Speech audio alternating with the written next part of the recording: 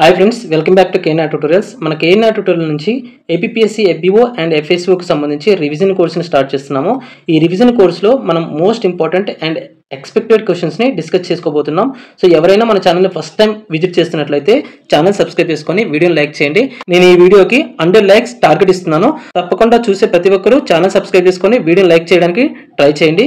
మన కేనా ట్యూటోరియల్ నుంచి కేవలం 199 రూపీస్కే ఎఫ్బీఓ టెస్ట్ సిరీస్, 399 రూపీస్కి ఎఫ్ఎస్ఓ టెస్ట్ సిరీస్ ని స్క్రీనింగ్ టెస్ట్ మరియు మెయిన్స్ ఎగ్జామినేషన్ కోసం అందించడం జరుగుతుంది. ఈ టెస్ట్ సిరీస్ లో 100% సిలబస్ కవర్ చేయడంతో పాటు ప్రతి క్వశ్చన్ కి ఎక్స్ప్లెనేషన్ కూడా ప్రొవైడ్ చేయడం జరిగింది. సో అంతేకాకుండా మీరు రిఫర్ చేసుకోవడానికి PDF మెటీరియల్ ను కూడా అందిస్తున్నాము. ఇంకొక ముఖ్యమైన విషయం ఏంటంటే ఎఫ్బీఓ జనరల్ సైన్స్ కి సంబంధించినటువంటి బుక్ ఓన్ గా నేను రాసినటువంటి బుక్, అది కూడా మీకు PDF అందుబాటులో ఉంటుంది. ఈ కోర్సులో 199 కి సంబంధించినటువంటి టెస్ట్ సిరీస్ కోర్సులో దాంట్లో PDF అవైలబుల్ గా ఉంటుంది. ఎవరికైనా ప్రింట్ కావాలంటే మాత్రం 9347428177 కి కాల్ చేయండి. సో నెక్స్ట్ ఇంకొక విషయం ఏంటంటే నా ఎక్స్పీరియన్స్ తో చెప్తున్నా, దాదాపుగా 10 to 15 years నేను ఈ కాంపిటేటివ్ ఎగ్జామ్ లో ఉన్నా. సో గుర్తుపెట్టుకోండి, టెస్ట్ సిరీస్ రాయకుండా ఎవరు కూడా కాంపిటేటివ్ ఎగ్జామ్ లో సక్సెస్ అవ్వడం నేను ఇంతవరకు చూడలేదు. టెస్ట్ సిరీస్ రాయడం అనేది మీకు 4 to 5 మార్క్స్ లేదా 1 మార్క్ తో మీ సక్సెస్ ని డిసైడ్ చేస్తుంది. ఫర్ ఎగ్జాంపుల్, ఒక ఇద్దరు వ్యక్తులు ఉన్నారు అనుకోండి, ఒక వ్యక్తి టెస్ట్ సిరీస్ రాస్తాడు, ఇంకొక వ్యక్తి రాయలేదు అనుకోండి. టెస్ట్ సిరీస్ రాసినటువంటి వ్యక్తి మనకి ఎగ్జామ్ అటెంప్ట్ చేసేటప్పుడు 100% కాన్ఫిడెన్స్ తో అటెంప్ట్ చేయొచ్చు. అదేవిధంగా ఎలాంటి మిస్టేక్ చేయకుండా, నెగిటివ్ మార్క్స్ ఉన్నప్పటికీ ఎలాంటి మిస్టేక్ చేయకుండా 100% అక్యూరెన్స్ తో మనకి ఎగ్జామ్ ని అటెంప్ట్ చేస్తాడు. అదే టెస్ట్ సిరీస్ రాయనటువంటి వ్యక్తి ఎగ్జామ్ లో భయపడుతూ వచ్చినటువంటి క్వశ్చన్స్ కూడా రాంగ్ ఆన్సర్స్ పెట్టే అవకాశం ఉంటుంది. అది గుర్తుపెట్టుకుంటే టెస్ట్ సిరీస్ అనేది మీకు చాలా ఉపయోగపడుతుంది.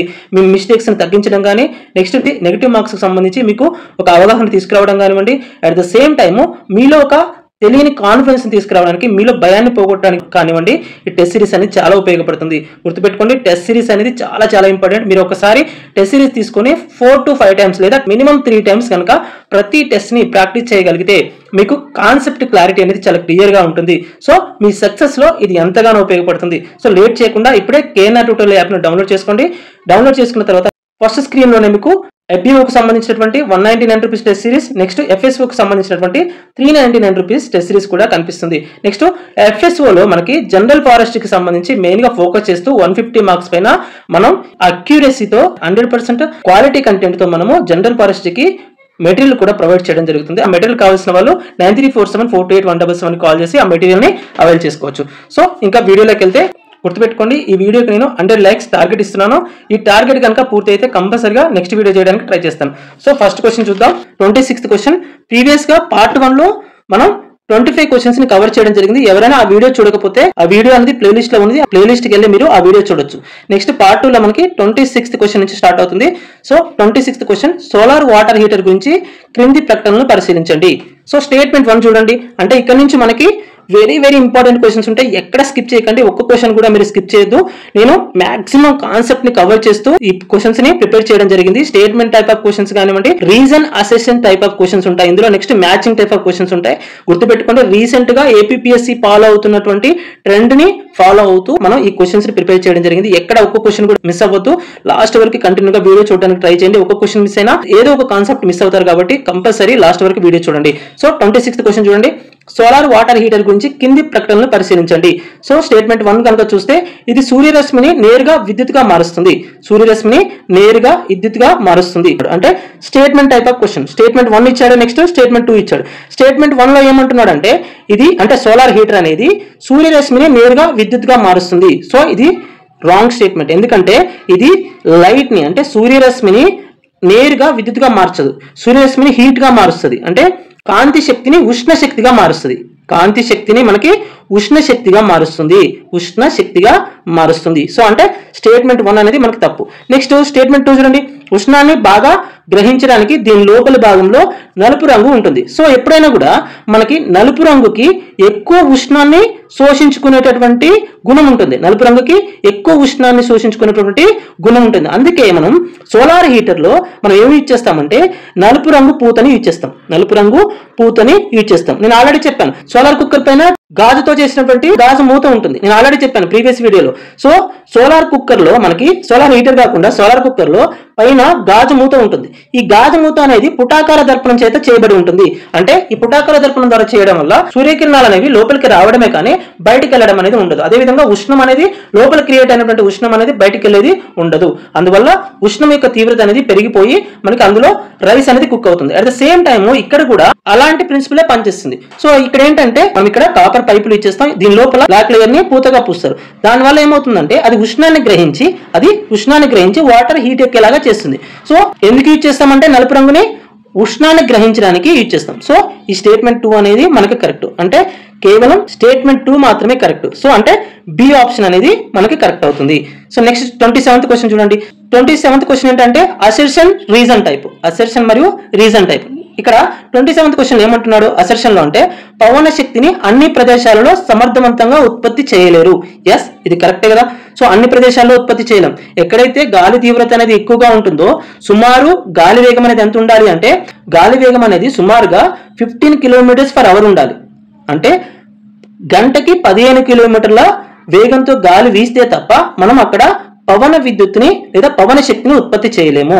ఓకేనా. సో టర్బైన్లు తిరగడం ద్వారా మనకి ఎక్కడైతే గాలి ఎక్కువగా ఉంటుందో అక్కడ టర్బైన్లు ఏర్పాటు చేస్తారు. సో ఈ టర్బైన్లు తిరగడం ద్వారా మనకి ఎనర్జీ అనేది ఉత్పత్తి అవుతుంది. సో అంటే పవన శక్తి అనేది ఉత్పత్తి అవుతుంది. ఓకేనా, పవన శక్తి అనేది ఉత్పత్తి అవుతుంది. సో ఈ పవన శక్తి అనేది ఉత్పత్తి అవ్వాలి అంటే మనకి గాలి యొక్క వేగం మినిమం కనీస వేగం ఎంత ఉండాలంటే గంటకి 15 కిలోమీటర్లు ఉండాలి. గంటకి 15 కిలోమీటర్లు ఉండాలి. ఓకేనా. పవన శక్తి అందుకే అన్ని చోట్ల గంటకి 15 కిలోమీటర్ల వేగం అనేది ఉండదు కదా. అందుకే అన్ని చోట్ల కూడా సమర్థవంతంగా ఉత్పత్తి చేయలేరు.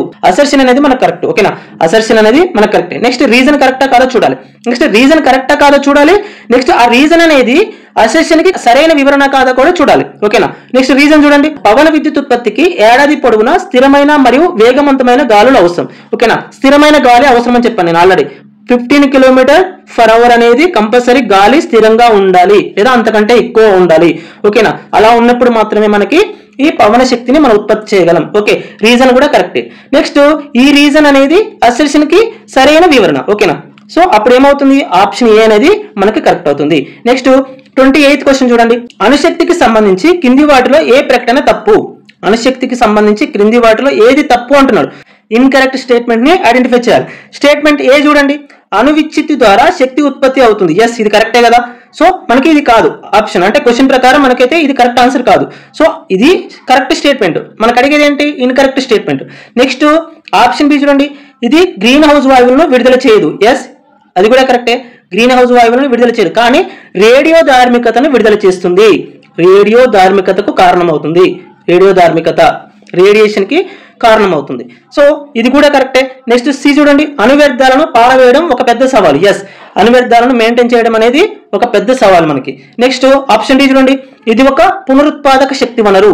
అంటే రెన్యూవబుల్ ఎనర్జీ అంటున్నాడు. అంటే ఒక్కసారి వాడితే తిరిగి మనం పునరుత్పత్తి చేయొచ్చు అంటున్నాడు. ఇది రాంగ్ మనకి. ఓకేనా, అణుశక్తి అనేది మనకి పునరుత్పాదక శక్తి వనరు కాదు. మనకి పునరుత్పాదక శక్తి వనరులు ఏముంటాయి, కాంతి ఒకటి అంటే సౌరశక్తి ఒకటి, నెక్స్ట్ వాటర్ ఒకటి, నీరు కానివ్వండి, నీటి ద్వారా వచ్చే శక్తి కానివ్వండి, నెక్స్ట్ మనకి ఇంకొకటి మూడోది పవన శక్తి కానివ్వండి, నెక్స్ట్ నాలుగోది భూ ఉష్ణ శక్తి కానివ్వండి, నెక్స్ట్ టైడల్ ఎనర్జీ కానివ్వండి. ఇవన్నీ కూడా మనకి రెన్యూవబుల్ ఎనర్జీస్ అంటే తిరిగి ఉత్పత్తి చేయగలిగినటువంటి పునరుత్పాదక శక్తి వనరులు. అదే అణుశక్తి కానివ్వండి, లేకపోతే పెట్రోల్ ద్వారా వచ్చే శక్తి కానివ్వండి, అంటే ఇంకొకటి సహజవాయు కానివ్వండి, ఇవన్నీ కూడా మనకి పునరుత్పాదకం కానటువంటి అంటే నాన్ రెన్యూవబుల్ ఎనర్జీ సోర్సెస్. ఓకేనా. సో ఇది ఒక పునరుత్పాదక శక్తి వనరు అంటే రాంగ్ కదా. నెక్స్ట్ అంటే మన కరెక్ట్ ఆప్షన్ అంటే ఇన్కరెక్ట్ స్టేట్మెంట్ అడుగుతున్నాడు కాబట్టి ఆప్షన్ డి అనేది correct answer. Next 29th question చూడండి, బయోగ్యాస్ ఉత్పత్తికి సంబంధించి కింది ప్రకటనలను పరిశీలించండి. సో మనం వెరీ వెరీ ఇంపార్టెంట్ క్వశ్చన్స్ ని ఫ్రేమ్ చేయడం జరిగింది. మనకి ఈ అన్నిట్లలో ఈ 25 క్వశ్చన్స్ లో మాక్సిమం మన కాన్సెప్ట్స్ అన్ని కవర్ అయితే గుర్తుపెట్టుకోండి. మన టెస్ట్ సిరీస్ లో ఆల్రెడీ రివిజన్ కోర్స్ కు సంబంధించి ఒక ఫోల్డర్ క్రియేట్ చేయడం జరిగింది. ఆ ఫోల్డర్ లో ఈ రివిజన్ కోర్స్ కు సంబంధించినటువంటి ఈ క్వశ్చన్స్ అన్ని కూడా ఒక టెస్ట్ లాగా మీకు కండక్ట్ చేయడం జరుగుతుంది. అక్కడ మీరు వీటికి ఎక్స్ప్లెనేషన్ కూడా ప్రొవైడ్ చేస్తాం. వీటిపైన మీకు ఎంత కమాండ్ అనేది అక్కడ ఆ టెస్ట్ లో మీరు టెస్ట్ చేసుకోవచ్చు. సో నెక్స్ట్ చూడండి 29th క్వశ్చన్, బయోగ్యాస్ ఉత్పత్తికి సంబంధించి కింది ప్రకటనలు పరిశీలించండి. స్టేట్మెంట్ 1 చూడండి, ఇది ఆక్సిజన్ లేని వాతావరణంలో సేంద్రియ పదార్థాల విచ్ఛిన్నం ద్వారా ఏర్పడుతుంది. ఎస్, ఇది correct statement. So for example జంతువుల నుంచి వచ్చేటటువంటి లేదా మొక్కల నుంచి వచ్చేటటువంటి వ్యర్థాలని డీప్ గా ఒక గుంటలో అంటే ఆక్సిజన్ లేనటువంటి ఒక వాతావరణంలోకి పంపించినట్లయితే అక్కడ ఉన్నటువంటి బ్యాక్టీరియా అనేది బ్యాక్టీరియా అనేది కిణ్వన ప్రక్రియ ద్వారా అవాయు శ్వాసక్రియలో మనకి బయోగ్యాస్ ని మీథేన్ ని ఉత్పత్తి చేస్తుంది. సో అంటే అవాయు శ్వాసక్రియ అంటాం, అంటే ఆక్సిజన్ లేనటువంటి వాతావరణం, అనాయిరోబిక్ అంటాం. నెక్స్ట్ ఈ స్టేట్మెంట్ కరెక్టే. నెక్స్ట్ స్టేట్మెంట్ 2 చూడండి, దీని ఉత్పత్తి తర్వాత మిగిలిపోయిన పదార్థం మంచి ఎరువుగా పనిచేస్తుంది. ఎస్, అంటే మనకి ఏదైతే జంతు వ్యర్థాలు కానివ్వండి, నెక్స్ట్ మొక్కల యొక్క వ్యర్థాల నుంచి మనం బయోగ్యాస్ ఉత్పత్తి చేసిన తర్వాత మిగిలిపోయినటువంటి వ్యర్థాలను మనం ఎరువులుగా వాడుకోవచ్చు. సో స్టేట్మెంట్ 2 కూడా కరెక్టే, అంటే మనకి 1 and 2 కరెక్ట్ కాబట్టి సి ఆప్షన్ అనేది కరెక్ట్ అవుతుంది. సో నెక్స్ట్ 38th క్వశ్చన్ చూడండి, ఇది కూడా reason assertion question. So assertion ఏమంటున్నాడు, మనకి శిలాజ ఇంధనాల వాడకాన్ని తగ్గించడం పర్యావరణ పరిరక్షణకు ఆవశ్యకం. ఎస్, అంతే కదా. శిలాజ ఇంధనాలు వాడినప్పుడు మనకి ఏమవుతుందంటే కాలుష్య కారకాలు అనేవి రిలీజ్ అవుతాయి. SO2, CO2, CO, next NO2 ఇలాంటి కాలుష్య కారకాలు రిలీజ్ అవుతాయి. అప్పుడు పర్యావరణానికి హాని కలుగుతుంది. ఒకవేళ శిలాజ ఇంధనాల వాడకాన్ని కనుక తగ్గించామనుకోండి, సో వీటి యొక్క గాఢత అనేది తగ్గి పర్యావరణానికి మంచి జరుగుతుంది. అదేవిధంగా లేదా శిలాజ ఇంధనాల వాడకాన్ని పెంచామనుకోండి, ఈ కాలుష్య కారకాల యొక్క గాఢత అనేది పెరిగి పర్యావరణానికి హాని కలుగుతుంది. సో అంతే కదా. ఈ స్టేట్మెంట్ వాడు ఏం చెప్తున్నాడంటే శిలాజ ఇంధనాల వాడకాన్ని తగ్గించడం ద్వారా పర్యావరణ పరిరక్షణకు ఆవశ్యకం. వాడు ఏమంటున్నాడంటే అసర్షన్ లో శిలాజ ఇంధనాల వాడకాన్ని తగ్గించడం పర్యావరణానికి పరిరక్షణకు ఆవశ్యకం అంటున్నాడు. సో అంతే కదా, శిలాజ ఇంధనాల వాడకాన్ని తగ్గిస్తే పర్యావరణ పరిరక్షణకు మంచి జరుగుతుంది, అంతే కదా. నెక్స్ట్ రీజన్ చూడండి, శిలాజ ఇంధనాల దహనం వాయు కాలుష్యం మరియు గ్లోబల్ వార్మింగ్ కు ప్రధాన కారణం. నేను ఆల్రెడీ చెప్పా, శిలాజ ఇంధనాలని మండించడం ద్వారా SO2 కానివ్వండి, CO2 కానివ్వండి, CO ఇలాంటి కాలుష్య కారకాలు విడుదలవుతాయి. ఇవి దేనికి కారణం అవుతాయి? గ్లోబల్ వార్మింగ్ కి కారణం అవుతాయి. సో రీజన్ కూడా కరెక్టే మనకి, అంటే అసర్షన్ కరెక్టే, రీజన్ కరెక్టే. నెక్స్ట్ రీజన్ అనేది అసర్షన్ కి సరైనటువంటి వివరణ. అప్పుడు ఏమవుతుంది? ఏ అనేది కరెక్ట్ ఆన్సర్ అవుతుంది. ఆప్షన్ ఏ అనేది కరెక్ట్ ఆన్సర్ అవుతుంది. నెక్స్ట్ 31st క్వశ్చన్ చూడండి, జల విద్యుత్ ప్రాజెక్టులకు సంబంధించి క్రింది ప్రకటనలో ఏది నిజం? సో మీకు టెస్ట్ సిరీస్ లో ప్రతి క్వశ్చన్ కూడా ఎక్స్ప్లెనేషన్ తో PPSC లో ఏ విధమైన క్వశ్చన్స్ అడుగుతారో అలాంటి క్వశ్చన్స్ ని ఫ్రేమ్ చేసి ఇవ్వడం జరిగింది. టెస్ట్ సిరీస్ తప్పకుండా రాయండి. 3 to 4 times టెస్ట్ సిరీస్ ని ప్రాక్టీస్ చేయడానికి ట్రై చేయండి, అది మీకు చాలా బెనిఫిట్ అవుతుంది. ఓకేనా. 31st క్వశ్చన్, జల విద్యుత్ ప్రాజెక్టులకు సంబంధించి క్రింది ప్రకటనలో ఏది నిజం? సో ఏది నిజం అంటున్నాడు అంటే కరెక్ట్ స్టేట్మెంట్ అంటే మాక్సిమం 3 స్టేట్మెంట్స్ ఇన్కరెక్ట్ ఉంటాయి, ఒకటి మాత్రమే కరెక్ట్ ఉంటుంది. అంటే కరెక్ట్ స్టేట్మెంట్ ని ఐడెంటిఫై చేయాలి, ఏదైతే నిజం ఉంటుందో అదే ఐడెంటిఫై చేయాలి. ఇప్పుడు చూడండి, స్టేట్మెంట్ ఏ ఏంటంటే అవి అంటే జల విద్యుత్ ప్రాజెక్టులు అనేవి పర్యావరణంపై ఎటువంటి ప్రతికూల ప్రభావాన్ని చూపవు. ఇది రాంగ్ కదా, ఎందుకంటే ఒక జల విద్యుత్ ప్రాజెక్ట్ ని మనం కట్టాలంటే అక్కడ ఉన్నటువంటి జనాలని మరియు అక్కడ ఉన్నటువంటి జంతువులని తరలించాల్సి ఉంటుంది. నెక్స్ట్ అక్కడ ఉన్నటువంటి మొక్కల్ని కూడా తొలగించాల్సి ఉంటుంది. అలాంటప్పుడు మొక్కలు తొలగిస్తే పర్యావరణానికి హాని కలుగుతుంది కదా. సో స్టేట్మెంట్ ఏ అనేది రాంగ్ కదా. నెక్స్ట్ స్టేట్మెంట్ బి చూడండి, వాటి నిర్మాణం వ్యయం చాలా తక్కువ. ఇప్పుడు ఫర్ ఎగ్జాంపుల్ పోలవరం ప్రాజెక్ట్ ఉంది, దాని నిర్మాణ వ్యయం చాలా తక్కువనా? అది కాదు కదా. సో దాన్ని నిర్మించడానికి చాలా వ్యయం అనేది ఎక్కువ అవుతుంది. సో బి కూడా తప్పే మనకి. సో నెక్స్ట్ సి చూడండి, అవి పెద్ద ఎత్తున ప్రజల స్థానభ్రంశానికి మరియు అటవీ నిర్మూలనకి కారణమవుతాయి. అంటే జల విద్యుత్ ప్రాజెక్టుల నిర్మాణం అనేది పెద్ద ఎత్తున ప్రజల స్థానభ్రంశానికి మరియు అటవీ నిర్మూలనకి కారణమవుతుంది. నేను ఆల్రెడీ చెప్పాను, జల విద్యుత్ ప్రాజెక్టులు నిర్మించాలంటే మనం అక్కడ ఉన్నటువంటి ప్రజల్ని స్థానభ్రంశం చేయాల్సి ఉంటుంది. నెక్స్ట్ అక్కడ ఉన్నటువంటి అడవిని కూడా మనం నిర్మూలించాల్సి ఉంటుంది. సో స్టేట్మెంట్ సి అనేది మనకి కరెక్ట్ అవుతుంది. అంటే మన కరెక్ట్ స్టేట్మెంటే కదా ఐడెంటిఫై చేయమన్నది. సో సి అనేది మనకి కరెక్ట్ అవుతుంది. నెక్స్ట్ డి కూడా చూడండి ఒకసారి, అవి నీటి లభ్యతతో సంబంధం లేకుండా నిరంతరం విద్యుత్తును ఉత్పత్తి చేస్తాయి. ఇది వెరీ బ్లండర్, ఎందుకంటే నీరు లేకుండా జల విద్యుత్ ప్రాజెక్ట్ లో విద్యుత్ ఎలా ఉత్పత్తి చేస్తావు? ఎక్కువ నీరు ఉంటే ఎక్కువ విద్యుత్ వస్తుంది, లేదా తక్కువ నీరు ఉంటే తక్కువ విద్యుత్ వస్తుంది, అంతే కదా. సో నెక్స్ట్ 32nd క్వశ్చన్ చూడండి, ఇక్కడ ఆప్షన్ ఏంటి? C option is the correct. Next 32nd question చూడండి, దహన చర్యకు అవసరమైనటువంటి పరిస్థితుల గురించి క్రింది ప్రకటనను పరిశీలించండి. దహన చర్యకు అంటే కంబషన్ అంటాం, కంబషన్. సో ప్రకటన 1 స్టేట్మెంట్ 1 ఏం చెప్తుందంటే దహనశీల పదార్థం ఉండాలి, అంతే కదా. అంటే దహన చర్యకు కంపల్సరీగా దహనశీల పదార్థం ఉండాలి. సో స్టేట్మెంట్ 1 అనేది కరెక్ట్.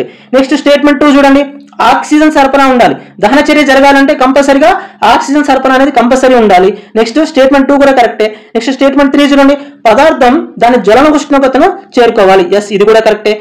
అంటే మనకి 3 స్టేట్మెంట్ కరెక్ట్, అంటే మనకి 3 స్టేట్మెంట్స్ కూడా కరెక్టే, అంటే ఆప్షన్ డి కరెక్ట్ అవుతుంది. నెక్స్ట్ 33rd క్వశ్చన్ చూడండి, ఇది కూడా reason assertion type question. First assertion చూడండి, సోలార్ సెల్స్ తయారీకి సిలికాన్ వంటి అర్ధవాహకాలను ఉపయోగిస్తారు. ఎస్, ఇది కరెక్టే కదా. మనకి సోలార్ సెల్స్ తయారు చేయాలంటే కంపల్సరీ సిలికా అనే మెటల్ ని యూజ్ చేయాలి, అర్ధవాహకాన్ని యూజ్ చేయాల్సి ఉంటుంది. ఇది అర్ధవాహకం. ఈ అర్ధవాహకాన్ని ఉపయోగించి మనకి సోలార్ సెల్స్ ని తయారు చేస్తారు. ఇలాంటి కొన్ని సోలార్ సెల్స్ ని కలిపి సమాంతరంగా అమరిస్తే, ఇలాంటి సోలార్ సెల్స్ ని సమాంతరంగా ఇలా అమరిస్తే మనకి ఏం ఏర్పడతాయంటే సోలార్ ప్యానల్స్ ఏర్పడతాయి. సోలార్ ప్యానల్స్ ఏర్పడతాయి. ఈ సోలార్ ప్యానల్స్ అనేవి ఫోటో వోల్టాయిక్ ఎఫెక్ట్ ద్వారా, అంటే ఈ సోలార్ ప్యానల్స్ లో ఉన్నటువంటి సోలార్ సెల్స్ అనేవి ఫోటో వోల్టాయిక్ ఎఫెక్ట్ ద్వారా మనకి లైట్ ని, అంటే కాంతి శక్తిని విద్యుత్ శక్తిగా మారుస్తాయి. అంటే ఫస్ట్ ఏంటి, మనకి సోలార్ సెల్స్ దేంతో తయారు చేస్తారు, సిలికానే అర్ధవాహకంతో తయారు చేస్తారు. సో ఈ సోలార్ సెల్స్ ని మనం సమాంతరంగా అమర్చడం వల్ల ఏం ఏర్పడతాయి, సోలార్ ప్యానల్స్ ఏర్పడతాయి. ఈ సోలార్ ప్యానల్స్ లో ఉన్నటువంటి సోలార్ సెల్స్ అనేవి ఫోటో వోల్టాయిక్ ఎఫెక్ట్ ద్వారా లైట్ ఎనర్జీని, అంటే కాంతి శక్తిని మనకి విద్యుత్ శక్తిగా మారుస్తాయి. సో అది గుర్తుపెట్టుకోండి. సో ఇక్కడ మనకి అసర్షన్ అనేది కరెక్టే కదా. నెక్స్ట్ రీజన్ చూడండి, అర్ధవాహకాలకు కాంతి శక్తిని విద్యుత్ శక్తిగా మార్చేటటువంటి ఫోటో వోల్టాయిక్ ప్రభావం ఉంటుంది. నేను అదే చెప్పాను కదా, మనం సోలార్ సెల్స్ ని దేంతో తయారు చేస్తున్నాం, అర్ధవాహకాలతోటే కదా. సో అర్ధవాహకాలే మనకి ఇక్కడ ఫోటో వోల్టాయిక్ ప్రభావాన్ని చూపిస్తాయి. సో ఇది కూడా రీజన్ కూడా కరెక్టే మనకి, అంటే అసర్షన్ కరెక్టే, రీజన్ కూడా కరెక్టే. నెక్స్ట్ ఈ రీజన్ అనేది అసర్షన్ కి సరైనటువంటి వివరణ. అప్పుడు మనకి ఏది కరెక్ట్ అవుతుంది, ఆప్షన్ ఏ అనేది కరెక్ట్ అవుతుంది. నెక్స్ట్ 34th క్వశ్చన్ చూడండి, అణు రియాక్టర్ భద్రతా చర్యలకు సంబంధించి క్రింది ప్రకటనలు పరిశీలించండి. స్టేట్మెంట్ 1 చూడండి, అణు రియాక్టర్ యొక్క భద్రతా చర్యలకు సంబంధించి ప్రకటనలను పరిశీలించమంటున్నాడు. అంటే అణు రియాక్టర్ యొక్క భద్రతా చర్యలకు సంబంధించి ఈ కింది స్టేట్మెంట్లు కనుక చూస్తే, స్టేట్మెంట్ 1 ఏంటి, రేడియో ధార్మికతను నివారించడానికి మందపాటి కాంక్రీట్ గోడలు ఉండాలి, షీల్డింగ్ ఉండాలి కంపల్సరీ. ఎందుకంటే రేడియో ధార్మికత అనేది ఎక్కువ ఎఫెక్ట్ ఉంటుంది కాబట్టి, ఒకవేళ ఎక్స్ప్లోజన్ కనుక జరిగితే చుట్టుపక్కల ప్రాంతాల్లో చాలా ప్రభావం చూపిస్తుంది కాబట్టి కంపల్సరీ మందపాటి కాంక్రీట్ గోడలు అనేవి యూజ్ చేయాలి. సో స్టేట్మెంట్ 1 కరెక్టే. నెక్స్ట్ స్టేట్మెంట్ 2 చూడండి, గొలుసు చర్యను నియంత్రించడానికి నియంత్రణ కడ్డీలను ఉపయోగిస్తారు. సో కరెక్టే, మనం ఆల్రెడీ పార్ట్ 1 లో చెప్పుకున్నాం. నియంత్రణ కడ్డీలు దేంతో తయారు చేస్తారు, కాడ్మియం కానివ్వండి, నెక్స్ట్ బోరాన్ మూలకాలతో తయారు చేస్తారు. ఈ నియంత్రణ కడ్డీలను దేనికోసం యూజ్ చేస్తారంటే గొలుసు చర్యను నియంత్రించడం కోసం, అంటే అణు రియాక్టర్ లో గొలుసు చర్యను నియంత్రించడం కోసం ఈ నియంత్రణ కడ్డీలను మనం యూజ్ చేస్తాం. ఈ నియంత్రణ కడ్డీలు దేంతో తయారు చేస్తాం, కాడ్మియం మరియు బోరాన్ తో తయారు చేస్తాం. అంటే మనకి రెండు స్టేట్మెంట్స్ కూడా కరెక్టే, ఆప్షన్ సి అనేది కరెక్ట్ అవుతుంది. నెక్స్ట్ 35th క్వశ్చన్ చూడండి, టైడల్ ఎనర్జీ గురించి కింది ప్రకటనలో ఏది తప్పు, అంటే సముద్రపు అలల శక్తి అంటాం. టైడల్ ఎనర్జీ అంటే ఏంటి, సముద్రపు అలల శక్తి అంటాం. సో ఇక్కడ మనకి ఏమంటున్నాడు, ఏది ఇన్కరెక్ట్ అని అడుగుతున్నాడు. సో మనకి ఏమడుగుతున్నాడు అంటే ఇన్కరెక్ట్ స్టేట్మెంట్ అడుగుతున్నాడు. అంటే మిగిలిన 3 కూడా కరెక్టే ఉంటాయి కదా, మిగిలిన 3 కరెక్టే ఉంటాయి. సో చూడండి, ఫస్ట్ స్టేట్మెంట్ చూడండి, ఇది చంద్రుని గురుత్వాకర్షణ శక్తి వల్ల ఏర్పడే అలలపై ఆధారపడి ఉంటుంది. ఎస్, టైడల్ శక్తి అనేది దేనిపైన ఆధారపడుతుంది, టైడ్స్ పైన ఆధారపడుతుంది, అలలపైన ఆధారపడుతుంది. అలలు దేని వల్ల వస్తాయి, చంద్రుని యొక్క గురుత్వాకర్షణ శక్తి వల్ల వస్తాయి. ఎస్, ఇది కరెక్టే కదా. నెక్స్ట్ ఆప్షన్ బి చూడండి, ఇది పునరుత్పాదక శక్తి ఉంది. నేను ఆల్రెడీ చెప్పా, కాంతి శక్తి కానివ్వండి, లేకపోతే భూ ఉష్ణ శక్తి కానివ్వండి, లేకపోతే జలశక్తి కానివ్వండి, టైడల్ ఎనర్జీ కానివ్వండి, బయోగ్యాస్ కానివ్వండి, ఇవన్నీ కూడా పునరుత్పాదక శక్తి వనరులు. సో అది గుర్తుపెట్టుకోండి. సో నెక్స్ట్ స్టేట్మెంట్ బి కూడా కరెక్టే. స్టేట్మెంట్ సి చూడండి, దీన్ని ప్రపంచంలోని ఏ తీర ప్రాంతంలోనైనా సులభంగా ఏర్పాటు చేయొచ్చు. సో స్టేట్మెంట్ సి అనేది రాంగ్. మనకి ఎక్కడైనా ఏర్పాటు చేయలేం, ఎక్కడైతే, ఓకేనా, ఎక్కడైతే తీర ప్రాంతం ఉండి, అంటే ఎక్కడైతే తీర ప్రాంతం ఉండి అలల యొక్క తాకిడి అనేది ఎక్కువగా ఉంటుందో అక్కడ మాత్రమే ఏర్పాటు చేయగలము. ఇది మనకి incorrect statement. So next D చూడండి, ఇది కాలుష్య రహితం అనేది. ఎస్, దీనివల్ల ఎలాంటి కాలుష్యం ఉండదు. మనకి అడిగేది ఇన్కరెక్ట్ స్టేట్మెంట్ కాబట్టి ఆప్షన్ సి అనేది కరెక్ట్ అవుతుంది. నెక్స్ట్ 36th క్వశ్చన్ చూడండి, ఇంధనంగా ఆల్కహాల్ వాడకం గురించి కింది ప్రకటనలు పరిశీలించండి.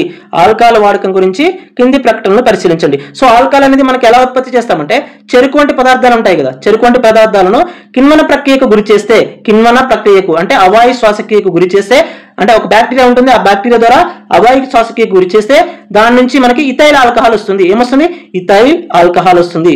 దీన్నే మనము ఏమంటామంటే బయోడీజిల్ అంటాం. సో లేదా ఇథనాల్ అంటాం, బయోడీజిల్ లేదా ఇథనాల్ అంటాం. సో ఇప్పుడు స్టేట్మెంట్ 1 చూడండి, దీనిని చెరకు వంటి మొక్కల నుండి కిణ్వన ప్రక్రియ ద్వారా ఉత్పత్తి చేస్తారు. ఎస్, నేను ఇప్పుడే చెప్పాను కదా, స్టేట్మెంట్ 1 అనేది కరెక్ట్. నెక్స్ట్ 2 చూడండి, పెట్రోల్ తో పోలిస్తే దీని యొక్క కెలోరిఫిక్ విలువ అనేది ఎక్కువగా ఉంటుంది. సో ఇది రాంగ్. మనకి హైయెస్ట్ కెలోరిఫిక్ వాల్యూ దేనికి ఉంటుంది అని అంటే హైడ్రోజన్ కు ఉంటుంది, హైడ్రోజన్ కు ఉంటుంది. నెక్స్ట్ పెట్రోల్ కు ఉంటుంది, నెక్స్ట్ పెట్రోల్ కు ఉంటుంది. తర్వాత థర్డ్ బయోగ్యాస్ కు ఉంటుంది, బయోగ్యాస్ కు. నెక్స్ట్ 4th ఆల్కహాల్ కు ఉంటుంది, అంటే మిథనాల్ కు ఉంటుంది. నెక్స్ట్ 5th కోల్ కు ఉంటుంది. సో ఇదంతా మనకి కెలోరిఫిక్ వాల్యూకి సంబంధించినటువంటి ఆర్డర్. హైయెస్ట్ ఎవరికి ఉంటుంది అంటే హైడ్రోజన్ కు ఉంటుంది, ఆల్రెడీ చెప్పాను. నెక్స్ట్ పెట్రోల్ కు ఉంటుంది, తర్వాత బయోగ్యాస్ కు ఉంటుంది, తర్వాత ఆల్కహాల్ కు ఉంటుంది. సో అది గుర్తుపెట్టుకోండి.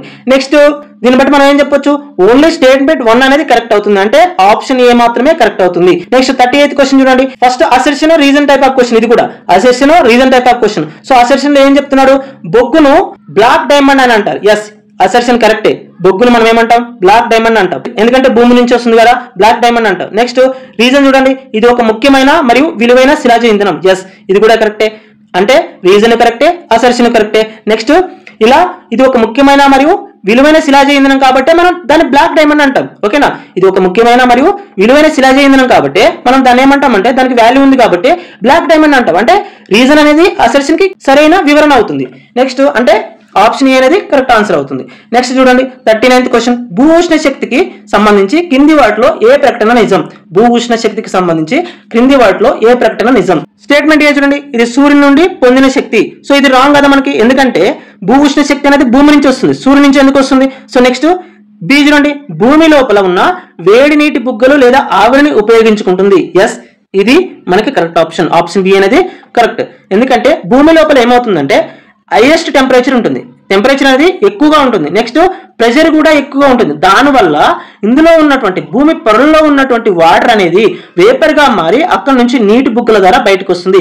ఇలా వచ్చినటువంటి వాటర్ వేపర్ ను ఉపయోగించుకొని మనం విద్యుత్తుని ఉత్పత్తి చేస్తాం. సో ఇది మనకి భూ ఉష్ణ శక్తికి సంబంధించింది. మనకి ఏమవుతుంది? ఆప్షన్ బి అనేది కరెక్ట్ ఆన్సర్ అవుతుంది. నెక్స్ట్ 40th క్వశ్చన్ చూడండి, మంగళ టర్బైన్ సూత్రం గురించి కింది ప్రకటనలు పరిశీలించండి. సో మంగళ టర్బైన్ అనేది ఏ సూత్రం పైన పనిచేస్తుంది అనేది మనకి కావాలి. స్టేట్మెంట్ 1 చూడండి, ఇది భారీ ఇంధనం లేకుండా గురుత్వాకర్షణ మరియు గతిశక్తి సూత్రాలపై పనిచేస్తుంది.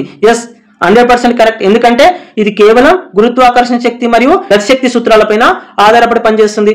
ఓకేనా, సో స్టేట్మెంట్ 1 అనేది కరెక్టే మనకి. నెక్స్ట్ స్టేట్మెంట్ 2 చూడండి, ఇది అణు సంలీన సూత్రంపై ఆధారపడి పనిచేస్తుంది. సో ఇది రాంగ్.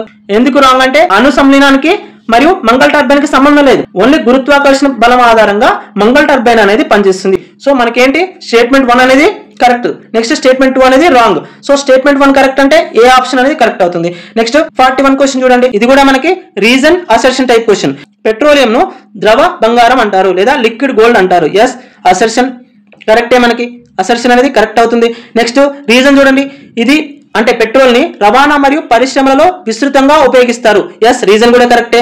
అంటే మనకి ఈ పెట్రోల్ ని రవాణా మరియు పరిశ్రమలలో విస్తృతంగా ఉపయోగిస్తారు కాబట్టి విలువైనటువంటి శక్తి వనరు కాబట్టి మనం దీన్ని ద్రవ బంగారం లేదా లిక్విడ్ గోల్డ్ అని కూడా పిలుస్తాం. అంటే అసర్షన్ కరెక్టే, రీజన్ కరెక్టే. నెక్స్ట్ అసర్షన్ కి రీజన్ అనేది సరైనటువంటి వివరణ. ఓకేనా, గుర్తుపెట్టుకోండి. ఒక ముఖ్యమైన విషయం చెప్పాలి, ఈ క్వశ్చన్స్ అనేవి చాలా చాలా ఇంపార్టెంట్.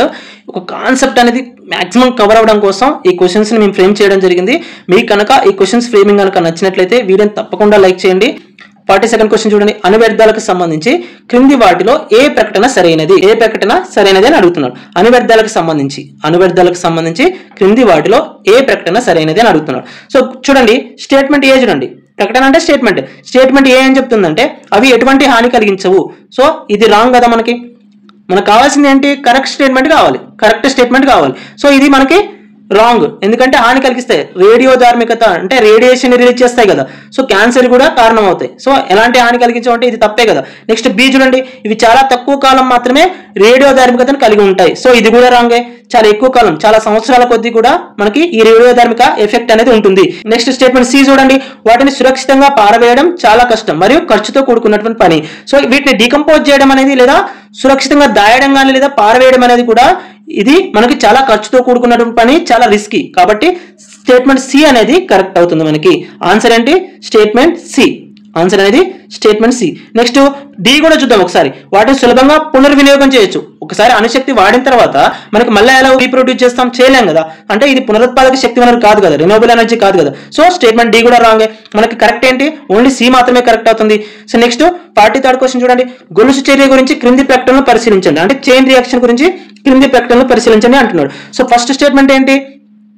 అణువిచ్యుతిలో ప్రతి చర్యలో విడుదలయ్యే న్యూట్రాన్లు మరిన్ని విచ్యుతులకు కారణమవుతాయి. ఎస్, అంటే చైన్ రియాక్షన్ అంటున్నాం కదా, ఒక్కసారి న్యూక్లియర్ ఫిజన్ కనుక స్టార్ట్ అయితే అది కంటిన్యూ అవుతూ పోతుంటుంది. అంటే ఇంకొక న్యూక్లియర్ అలా ఒక్కొక్క దానికి ఈ ఎనర్జీ అనేది ట్రాన్స్ఫర్ అవుతూ ఇంకొక న్యూక్లియర్ విచ్యుత్ అవుతుంది, నెక్స్ట్ ఇంకొక న్యూక్లియర్ విచ్యుత్ అవుతుంది. అలా విచ్యుత్తి అనేది కంటిన్యూస్ గా జరుగుతూ ఉంటుంది, అందుకే దీన్ని చైన్ రియాక్షన్ అంటాం.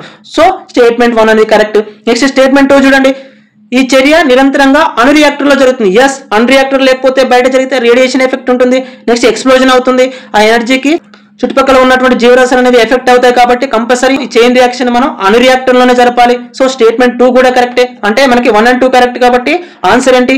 సి అనేది కరెక్ట్ అవుతుంది. సి అనేది కరెక్ట్ అవుతుంది. నెక్స్ట్ 44th క్వశ్చన్ చూడండి. ఇది కూడా రీజన్ అసర్షన్ టైప్. మనకి ఏపీపీఎస్సీ ఎగ్జామ్స్ లో రీసెంట్ గా ఈ రీజన్ అసర్షన్స్ పైన ఎక్కువగా క్వశ్చన్స్ అడుగుతున్నాడు కాబట్టి వీటిని ఇలా ఫ్రేమ్ చేయడం జరిగింది, గుర్తుపెట్టుకోండి. సో ఫస్ట్ 44th క్వశ్చన్ లో అసర్షన్ చూడండి. హైడ్రోజన్ భవిష్యత్తు ఇంధనంగా పరిగణించబడుతుంది. ఎస్, భవిష్యత్తు ఇంధనంగా పరిగణించబడుతుంది. ఎందుకు అంటే ఇది హైయెస్ట్ కెలోరిఫిక్ వాల్యూ ఉంటుంది. హైయెస్ట్ కెలోరిఫిక్ వాల్యూ ఉంటుంది. కెలోరిఫిక్ వాల్యూ అంటాం అంటే అత్యుత్తమ ఇంధనంగా మనం దీన్ని వాడొచ్చు. నెక్స్ట్ ఇంకొకటి ఏంటి, ఎలాంటి కాలుష్య కారకాలు దీన్ని యూజ్ చేయడం వల్ల ఎలాంటి కాలుష్య కారకాలు రిలీజ్ అవ్వవు. అందుకే మనం దీన్ని భవిష్యత్తు ఇంధనంగా పరిగణించవచ్చు. ఓకే, అసర్షన్ అనేది కరెక్ట్ మనకి. నెక్స్ట్ రీజన్ చూడండి. ఇది అధిక శక్తి సామర్థ్యాన్ని కలిగి ఉంటుంది. ఎస్, అధిక శక్తి సామర్థ్యాన్ని కలిగి ఉండడం అంటే అధిక కెలోరిఫిక్ వాల్యూని కలిగి ఉండడం. సో ఓకేనా, నేను ఆల్రెడీ చెప్పాను. నెక్స్ట్ దహనం చెందేటప్పుడు కాలుష్య కారకాలను ఉత్పత్తి చేయదు, నేను చెప్పాను కదా. దీన్ని దహనం చేయడం వల్ల ఎలాంటి కాలుష్య కారకాలు ఉత్పత్తి అవ్వవు, కేవలం వాటర్ మాత్రమే రిలీజ్ అవుతుంది. సో రీజన్ కూడా కరెక్టే, అసర్షన్ కరెక్టే, నెక్స్ట్ రీజన్ కరెక్టే. అసర్షన్ కి రీజన్ అనేది సరైన ఎక్స్ప్లెనేషన్ అవుతుంది. అంటే ఆప్షన్ ఏ అనేది కరెక్ట్ అవుతుంది. ఆప్షన్ ఏ అనేది కరెక్ట్ అవుతుంది మనకి. నెక్స్ట్ 45th క్వశ్చన్ చూడండి. కింది వాటిలో పునరుత్పాదక శక్తి వనరుల ప్రయోజనాన్ని సూచించని ప్రకటన ఏది?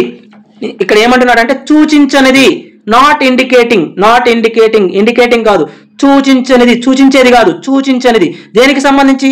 పునరుత్పాదక రెన్యూవబుల్ ఎనర్జీస్ కి సంబంధించి ప్రయోజనాలను సూచించనిది. ఓకేనా? సో చూడండి 4 ఆప్షన్స్ ఇచ్చినప్పుడు స్టేట్మెంట్ ఏ చూడండి. అవి పర్యావరణ అనుకూలమైనవి. ఎస్, పర్యావరణ అనుకూలమైనవే కదా. రెన్యూవబుల్ ఎనర్జీస్ అంటే ఇప్పుడు కాంతి ఉంది, పర్యావరణ అనుకూలమే కదా. నెక్స్ట్ ఇంకొకటి ఏంటి, టైడల్ ఎనర్జీ ఉంది, పర్యావరణ అనుకూలం. భూషణ శక్తి ఉంది, పర్యావరణ అనుకూలం. సో ఇవన్నీ కూడా పర్యావరణ అనుకూలనాలు. నెక్స్ట్ స్టేట్మెంట్ ఏ అనేది కరెక్ట్ అవుతుంది. అంటే మనకి క్వశ్చన్ కి సంబంధించి కరెక్ట్ ఆప్షన్ కాదు, కరెక్ట్ స్టేట్మెంట్ అంతే. నెక్స్ట్ స్టేట్మెంట్ బి చూడండి. అవి సహజంగా తిరిగి నింపబడతాయి అంటే తిరిగి ఉత్పత్తి చేయబడతాయి. ఎస్, ఇది కూడా కరెక్టే, పునరుత్పాదక అంటున్నాం కాబట్టి.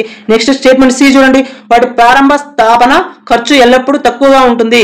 అంటే ఫర్ ఎగ్జాంపుల్ ఇప్పుడు సోలార్ ప్యానెల్ కనుక ఏర్పాటు చేయాలంటే ఏమంటున్నాడంటే ఈ పునరుత్పాదక శక్తి వనరులను కనుక మనం యూజ్ చేసుకోవాలంటే మనకి ప్రారంభ స్థాపన అనేది అంటే వాటి యొక్క ఇనిషియేషన్ అనేది చాలా తక్కువ ఖర్చుతో కూడుకున్నది అంటున్నాడు. సో ఇది రాంగే కదా. ఎందుకంటే ఫర్ ఎగ్జాంపుల్ మనకి సూర్యుడి నుంచి వచ్చేటువంటి కాంతి శక్తి నుంచి విద్యుత్ శక్తిని ఉపయోగించాలంటే మనం సోలార్ ప్యానెల్స్ యూజ్ చేయాలి. సోలార్ ప్యానెల్స్ అనేవి మనకి అందరికీ అఫోర్డబుల్ కాదు కదా, అంటే ఎక్కువ ఖర్చుతో కూడుకున్నాయి. వీడు ఏమంటున్నాడు, తక్కువ ఖర్చు అంటున్నాడు. తక్కువ ఖర్చు కాదు కదా, అంటే స్టేట్మెంట్ సి అనేది wrong.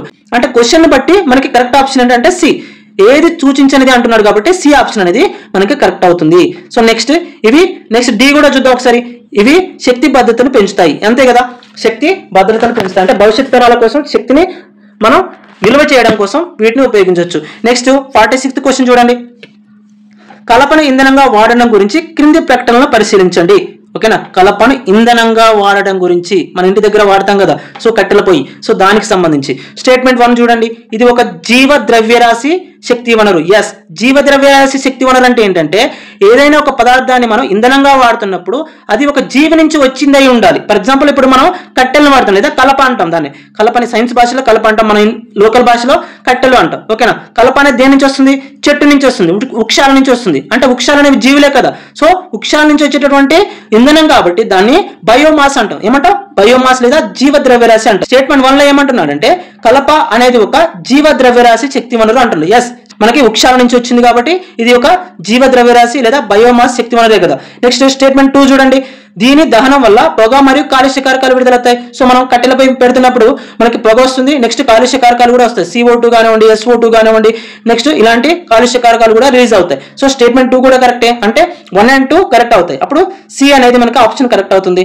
Next 47th question. Ocean thermal energy conversion OTEC ప్లాంట్ల గురించి కింది వాటిలో ఏ ప్రకటన నిజం? ఓకేనా, ఏది నిజం అంటున్నాడు. ఏది నిజం అంటే 3 ఇన్కరెక్ట్ ఉన్నాయి, 1 కరెక్ట్ ఉంది. 3 ఇన్కరెక్ట్ ఉన్నాయి, 1 కరెక్ట్ ఉంది. చూడండి స్టేట్మెంట్ ఏ ఏంటి? అవి సముద్రపు అలల శక్తిని ఉపయోగిస్తాయి. సో ఇది రాంగ్, ఎందుకంటే దీన్ని టైడల్ ఎనర్జీ అంటాం, ఓషన్ థర్మల్ ఎనర్జీ కాదు ఇది. ఒకవేళ సముద్రపు అలలు కనుక వినియోగించుకొని మన శక్తిని ఉత్పత్తి చేస్తే దాన్ని టైడల్ ఎనర్జీ అంటాం. ఓషన్ థర్మల్ ఎనర్జీ అంటే ఏంటంటే ఫర్ ఎగ్జాంపుల్ సముద్రంలో ఇలా వాటర్ ఉన్నాయి అనుకోండి, పైన వాటర్ ఉంటాయి, నెక్స్ట్ కింద కూడా వాటర్ ఉంటాయి. పైన ఉన్నటువంటి వాటర్ యొక్క టెంపరేచర్ T1 అనుకోండి. నెక్స్ట్ కింద ఉన్నటువంటి వాటర్ యొక్క టెంపరేచర్ T2 అనుకోండి. ఈ రెండింటి యొక్క టెంపరేచర్ డిఫరెన్స్ తోటి మనం ఎనర్జీని ప్రొడ్యూస్ చేస్తాం. దాన్నే మనం ఏమంటామంటే ఓషన్ థర్మల్ ఎనర్జీ కన్వర్షన్ అంటాం, OTEC అంటాం. ఏమంటాం? ఓషన్ థర్మల్ ఎనర్జీ కన్వర్షన్ అంటాం, OTEC అంటాం. సో అంటే టైడల్ ఎనర్జీ ద్వారా వచ్చింది కాదు మనకి. స్టేట్మెంట్ ఏ అనేది రాంగ్. నెక్స్ట్ ఏది నిజం అంటున్నాడు, కరెక్ట్ గా కనుక్కోవాలి ఇప్పుడు మనం. నెక్స్ట్ బి చూడండి, అవి సముద్రపు ఉపరితల మరియు లోతైన నీటి ఉష్ణోగ్రత వ్యత్యాసంపై ఆధారపడి పనిచేస్తాయి. నేను ఇప్పుడే చెప్పా. సో టెంపరేచర్ యొక్క డిఫరెన్స్ అంటే ఉష్ణోగ్రత వ్యత్యాసం పైన ఆధారపడి ఓషన్ థర్మల్ ఎనర్జీని మనం ఉత్పత్తి చేస్తాం. సో స్టేట్మెంట్ బి అనేది కరెక్ట్ అవుతుంది.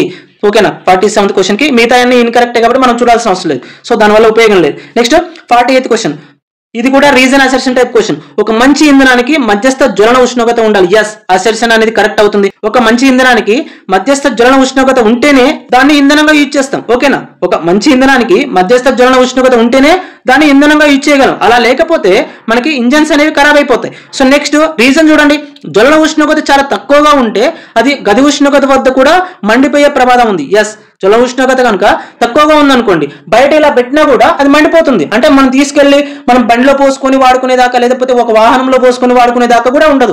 గది ఉష్ణోగ్రత మధ్య మండిపోతుంది, బయట ఇలా బయటకు తీసుకురాగానే మండిపోతుంది. సో ఎలాంటి యూజ్ ఉండదు దానివల్ల. అంటే రీజన్ కూడా కరెక్టే, నెక్స్ట్ అసర్షన్ కూడా కరెక్టే. సో అసర్షన్ కి రీజన్ అనేది సరైనటువంటి ఎక్స్ప్లెనేషన్ అవుతుంది. అంటే ఆన్సర్ ఏ అనేది మనకి సరైన సమాధానం అవుతుంది. నెక్స్ట్ 49th క్వశ్చన్ చూడండి, అణుశక్తి యొక్క ప్రమాదాలకు సంబంధించి క్రింది ప్రకటనలు పరిశీలించండి. దేని గురించి అంటే అణుశక్తి యొక్క ప్రమాదాలకు సంబంధించి. స్టేట్మెంట్ ఏం చెప్తున్నాడు అంటే అణు రియాక్టర్లలో ప్రమాదాలు జరిగితే పెద్ద ఎత్తున రేడియో ధార్మికత రిలీజ్ అవుతుంది. సో అంతే కదా, రేడియేషన్ అనేది రిలీజ్ అవుతుంది కదా. ఒకవేళ అణు రియాక్టర్లో మనకి అణుశక్తికి సంబంధించినటువంటి రియాక్టర్లలో ప్రమాదాలు కనుక జరిగింది, అందులో రేడియోధార్మిక పదార్థాలు ఉంటాయి కాబట్టి దాని నుంచి కంపల్సరీ రేడియోధార్మికత అనేది రిలీజ్ అవుతుంది. సో స్టేట్మెంట్ 1 అనేది కరెక్టే కదా. నెక్స్ట్ స్టేట్మెంట్ 2 చూడండి, అణువ్యర్థాల నిర్వహణ ఒక దీర్ఘకాలిక సమస్య. ఎస్, అణువ్యర్థాల నిర్వహణ అనేది ఒక దీర్ఘకాలిక సమస్య. ఎక్కడ వాటిని డికంపోజ్ చేయలేము, ఎక్కడ వాటిని దాయలేము. నెక్స్ట్ స్టేట్మెంట్ 3 చూడండి, అణు విద్యుత్ ఉత్పత్తికి అయ్యే ఖర్చు చాలా తక్కువ. సో ఇది రాంగ్, ఎందుకంటే ఒక అణు విద్యుత్ ప్లాంట్ ని నిర్మించాలంటే చాలా ఎక్కువ ఖర్చు అవుతుంది. సో ఇది చాలా తప్పు స్టేట్మెంట్. అంటే మనకి ఓన్లీ స్టేట్మెంట్ 1 and 2 మాత్రమే కరెక్ట్ అవుతాయి. అప్పుడు ఆప్షన్ ఏ అనేది కరెక్ట్ అవుతుంది. నెక్స్ట్ 50th క్వశ్చన్ చూడండి, పునరుత్పాదకం కాని శక్తి వనరులకు సంబంధించి క్రింది ప్రకటనలో ఏది నిజం కాదు? పునరుత్పాదకం కానటువంటిది ఇంతకుముందు ఏం చూసాం, పునరుత్పాదకం అయ్యేటటువంటి శక్తి వనరులు చూస్తాం, అంటే రెన్యూవబుల్ ఎనర్జీస్ గురించి చూస్తాం. ఇప్పుడేం చూస్తున్నాం, నాన్ రెన్యూవబుల్ ఎనర్జీస్ గురించి చూస్తున్నాం. పునరుత్పాదకం కానటువంటి శక్తి వనరుల గురించి చూస్తున్నాం. సో అంటే ఏమడుగుతున్నాడంటే పునరుత్పాదకం కాని శక్తి వనరులకు సంబంధించి ఏది నిజం కాదు అంటున్నాడు. అంటే 3 స్టేట్మెంట్స్ కరెక్టే, ఒకటే ఇన్కరెక్ట్ ఉంది.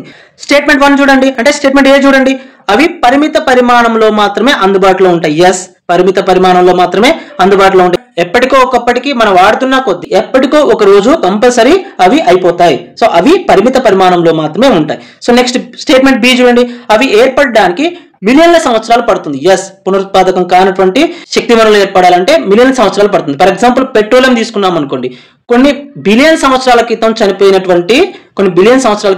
చనిపోయినటువంటి డైనోసార్స్ కానివ్వండి, అప్పుడు ఉన్నటువంటి జీవులు, వృక్షాలు కానివ్వండి, భూమి లోపల కప్పబడడం వల్ల భూమి లోపల ఉన్నటువంటి అత్యధిక ఉష్ణోగ్రత మరియు పీడనాల వల్ల ఏమవుతుందంటే అవి చర్య జరిపి అవి మనకు పెట్రోలియం గా మరియు గ్యాస్ గా తయారవుతాయి. సో వాటిని మనం ఇన్ని సంవత్సరాల తర్వాత వెలికి తీస్తున్నాం, అంటే అవి ఏర్పడడానికి కొన్ని మిలియన్ల సంవత్సరాలు పడుతుంది. సో నెక్స్ట్ ఇది స్టేట్మెంట్ బి అనేది మనకు కరెక్ట్. స్టేట్మెంట్ బి అనేది మనకి కరెక్ట్ అవుతుంది. సో అకార్డింగ్ టు క్వశ్చన్ ఇదే కదా. సో స్టేట్మెంట్ బి అనేది మనకి కరెక్ట్ అవుతుంది. సో మన కరెక్ట్ ఆప్షన్ ఏంటి? Statement D.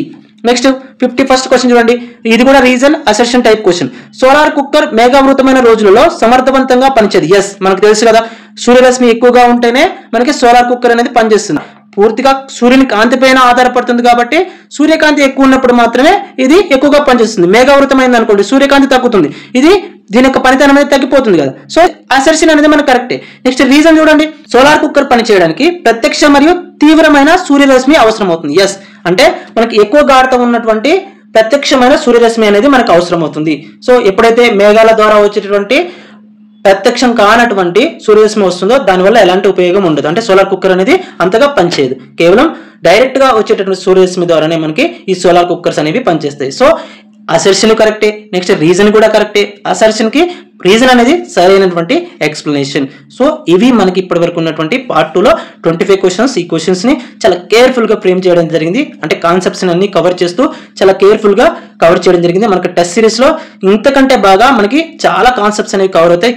కేవలం 199 రూపీస్కి మనం టెస్ట్ సిరీస్ని ప్రొవైడ్ చేయడం జరుగుతుంది. నెక్స్ట్ ఈ టెస్ట్ సిరీస్లో 2025కి సంబంధించినటువంటి current affairs almost 7 to 8 months current affairs అనేవి మీకు ఎగ్జామ్స్ సరిపోయే విధంగా మనం ప్రొవైడ్ చేయడం జరిగింది. సో ఎవరైనా టెస్ట్ సిరీస్ని అవైల్ చేసుకోవాలనుకుంటే ప్లే స్టోర్ నుంచి KNR ట్యూటోరియల్స్ అనే యాప్ను డౌన్లోడ్ చేసుకొని మీరు ఈ టెస్ట్ సిరీస్ని అవైల్ చేసుకోవచ్చు. మీరు గుర్తుపెట్టుకోండి, టెస్ట్ సిరీస్ అనేది రాయకుండా మీ పర్ఫార్మెన్స్ అనేది ఇంక్రీజ్ అవ్వదు. గుర్తుపెట్టుకోండి, మీరు ఎన్ని చెప్పుకున్నా, మీరు నన్ను తిట్టుకోండి, ఏమన్నా చేసుకోండి, నేనైతే చెప్పకుండా ఉండదు.